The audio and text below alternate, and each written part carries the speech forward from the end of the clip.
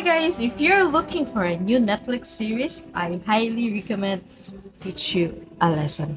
Una, akala ko normal school drama lang siya, pero habang tumatagal na ako talaga ako sa story, hindi lang siya entertaining, marami ka rin natutunang life lessons tungkol sa bullying, justice, at pagiging matapang para ipaglaban ang tama.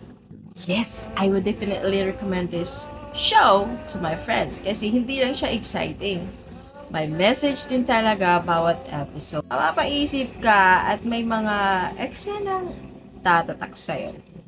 But what I like the most about this series is the combination of action, drama, at real-life situations. Hindi ka mabubore dahil bawat episode may bagong twist. My favorite character is Inspector na Wajin because he's brave, smart, and he always stands up for students who are being bullied. Ang ganda ng character niya dahil hindi siya sumusuko sa paghahanap ng justice. And my favorite episode is episode 10.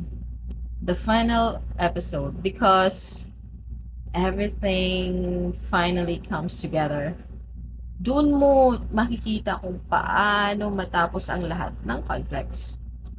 And the ending is really satisfying. Overall, I'll give this series a rate of 9 over 10. Definitely worth watching, promise. Kaya napanood nyo na ba ang Teach You a Lesson? Ano ang favorite part nyo? Comment down below. And if you want to make money by creating content just like me, check out Popo Live. It's 100% beginner friendly.